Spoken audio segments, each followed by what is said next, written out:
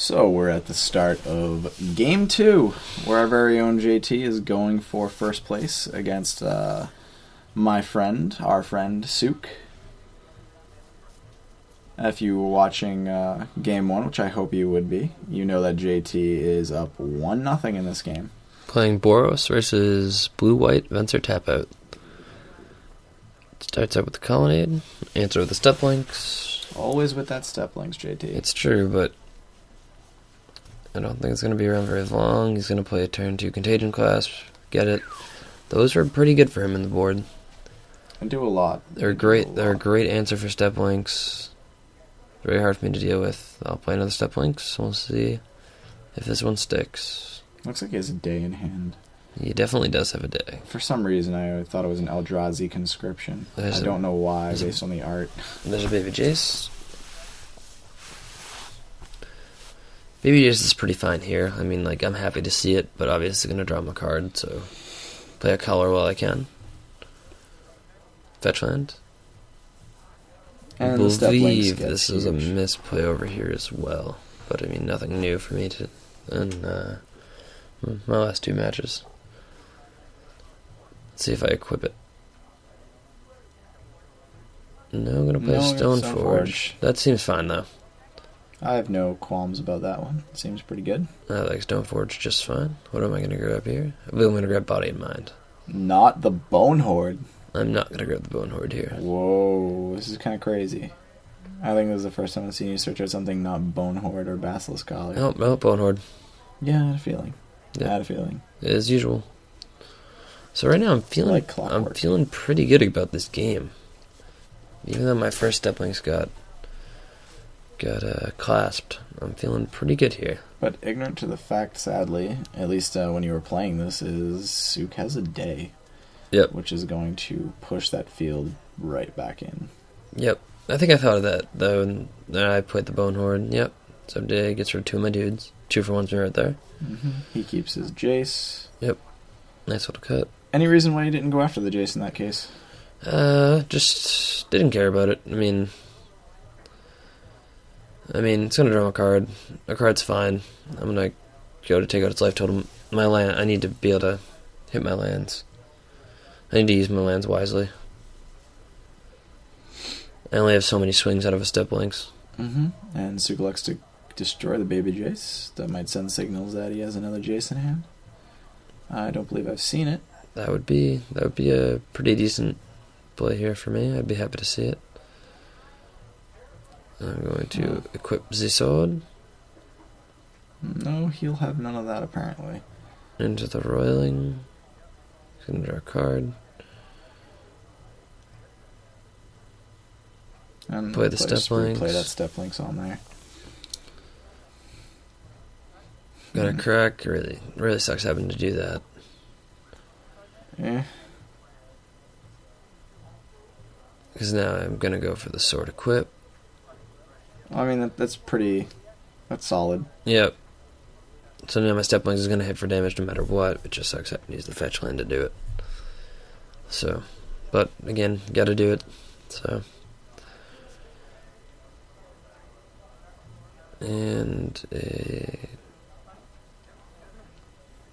not really what I want to see ever. Well, really not what I want to see ever. That's pretty gross. And constant card advantage is really gross. Especially against Boros. It's an aggressive deck. You're going to be using up your resources in your hand quicker. Yeah, I almost want Sun Titans of my own in this matchup. Getting back your sack lands. My sack lands, all my guys that get dead. Makes the Bone Horde a little bit worse. I think I actually might board out the Bone Horde in this matchup. I think that wouldn't be the worst of decisions. Yep, especially if I was going to bring in a Sun Titan of my own. Trades with the Sun Titan, or if it's wearing equipment, just eats it. Mm-hmm. Well, I'm going to equip that Basilisk. There's no reason why not to. Going to swing. Get in some life. And hope he blocks with his Sun Titan, I take it. Yep, you probably won't block here, but I mean, that's fine, because I'm swinging for 4 here. I'm going to crack, gain 6. What have you hit him for here so far? Just 4 from a Step Links so far. So he's at 16. I don't think he wants to lose his Sun Titan yet, especially since he's going to mill. So we can see what he can get back. Yeah. If he gets a Tumble Magnet back, that's a pretty big game. No, I think it's actually an advantage, yeah, not to block. That makes sense. Yep. I'm going to sacrifice, get a mountain. No, I see some He's gonna balls get hit there. the wall. The wall is good. The wall is real good against me. Another Sun Titan and another land. So basically you're also giving him land acceleration by milling him too if he really needed it. Yep. So maybe that sword wasn't the best choice to believe in. You couldn't really plan for that Sun Titan. Yeah, it's true. You may have ideas for it. I probably should have boarded I think that it's out like for the Feast and Famine. Because he definitely doesn't want to take a Feast and Famine hit. No, there's no possible way you can get really... You're going to get value out of the Feast and value out of it. Famine. Although the Pro Blue means it can't be into the Royal, which is kind of nice, but... I think Pro Black's a maybe, little bit more relevant. to be honest, there I'd rather have the War and Peace. War and Peace is... So he can't block, and he's taking extra damage. Yeah. That's what I want. That's what I'd want there. Pick up some War and Pieces. Might just have to. I mean, I wanted to wait till they dropped, but... I mean, they could be pretty crucial for this matchup. They're probably going to retain their value for a little bit. Yeah. I don't foresee it dropping until like about 2 months after the fact. We'll probably hit $20 after the hubbub ends up dying down. Yeah, I mean, you never know. It could dip down a little bit. Well, Karn has taken a plummet in pricing. He's already at 35, right? And more. Individual Really? sales I've seen as low as 20, Oh, wow. 25. Wow. Yeah. Foils even selling for 30. Really? So it's not just... You really wanted to sell that while you could. I would if I were somebody else. The only decks I see being used is Mono Green Eldrazi. Karn? You can Oh, afford to. she seems pretty good in that deck. You can afford to. It's pretty much their version of Liliana Vess. Yeah, if that. I mean, it's Which is really good as a even one-off. recent. Well, the cool thing about that is like you don't even have to make them discard. You can just discard your own Emrakul and then start the game with it in play. Seems pretty broken. I'd have to agree with that. Starting a game with any 15/15 Trample or Annihilator, you just win. Yeah. Unless you're in time, in which case I feel very sorry for you. I mean, I'll definitely be sleeving up some Emrakuls and some cards when I get my hands on them. It looks like Suka's going off over here. He's definitely going off. I mean, Sun Titan getting back all this stuff and the Spellskite. I didn't realize that Sun Titan gets back the Spellskite. I mean, I really wish I had a way to tap down that Sun Titan right here, so I could blast that thing. The Sun Titan's really what's keeping him in the game. If he doesn't have the Sun Titan to get back all that stuff, the game's pretty... So much value, and you either block and lose your creatures, or you don't block, lose your life, and It's true. he still keeps his blocker anyway. Actually, on the War and Peace discussion, I'm actually seeing some right here for around 24, 22. That's pretty solid. That's not a bad deal. So hopefully if it keeps dropping, I'll be able to pick one up. What's a sweet spot for you? And what do you think in terms others of price? should? Yeah. I mean, ideally, I'd like to see, it like around 20ish is where I would be able to pull the trigger and pick it up. It's on its way. It's on its way. So, but I mean, like if you're trading it, I would definitely try to get as much value as you can out of it. Yeah. I mean, it's a mythic rare. It's a mythic from a rare new set. out of like a pretty new set. So, Alright, so I mean, I think here I'm gonna strap up my Gideon.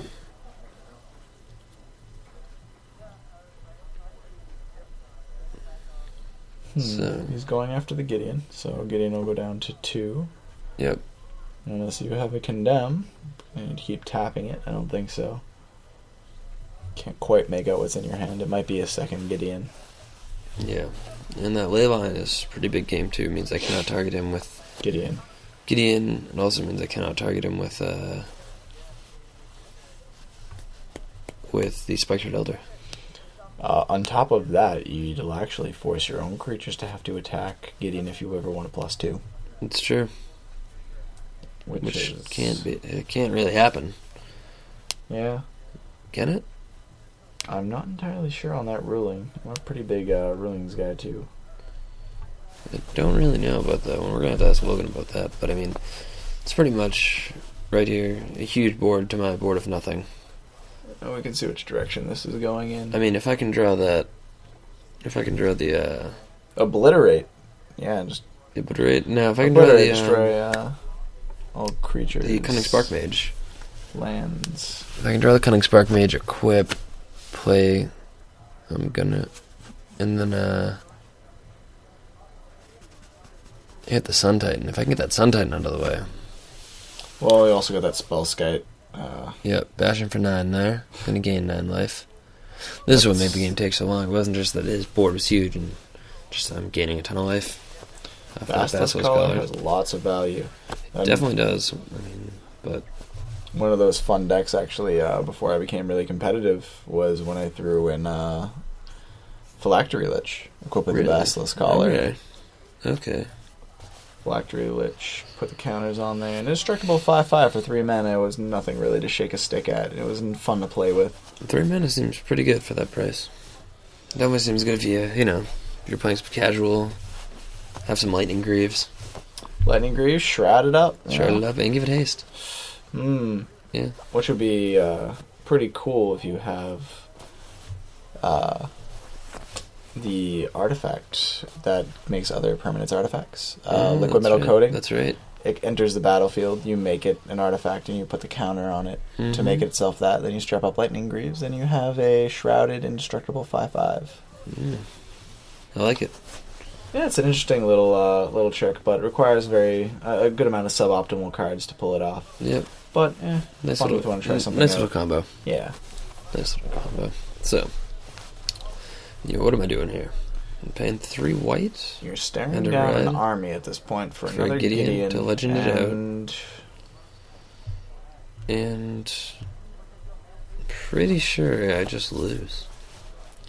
There's a lot going on. He still has that Sun Titan, so if he's ever trading with anything, he's going to get it back. Venser the Sojourner.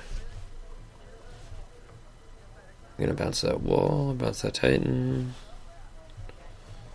bounce the Jace, bounce so many different things here. The Clasp, even. If you really wanted to.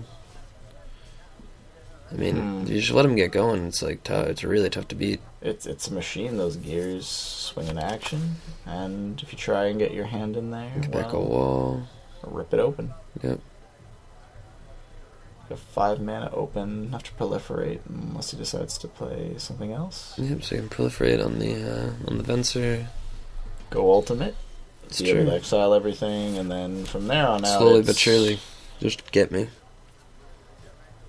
I mean, again, the longer the games go, the more it favors the control player. Absolutely, and my matchup just gets worse and worse and worse. I mean, I was going for the mill right there at first, but I mean, I think War and Peace would just be... War and Peace would be a beating for this deck. It would be a beating. Where I couldn't find black removal. Well, we got a podcast on our podcast. A double podcast. A double podcast. I think there is... It was my touchscreen on the iPhone and just put on some limited resources for us. Wow. I do love limited resources. It's a great podcast, and if you're going to set up your limited game, you should definitely check it out. I have not checked it out myself. And you know what? I think I'm just getting into Magic the Gathering. I think I'm pretty rookie getting into this, so I might check it out. Agreed. Fair enough. I mean, it's true we don't do as many limited events at the store as I'd like them to do, but maybe limited will get a little bit more of a hype and get some more tournaments going on. Limited is, I don't know, it's not as glamorized as Standard in my opinion. I think there's a lot more buy-in for Magic by playing Standard. I mean, when you think of new players getting into the game, I mean, yeah, they always come with the constructed. Yeah, they always play the constructed first, and then that's definitely what I did. I'm a huge fan of Limited, though. I got into Draft and Sealed a little bit later. It's more skill intensive. You're more of a Draft fan, am I right? I'm pretty Sealed. I'm more Draft. Yeah, I'm much bigger. I'm much bigger on the Sealed personally. Team Sealed is fun. Yeah, Team, I'd much rather two-headed giant. Yeah, I would much rather play Sealed.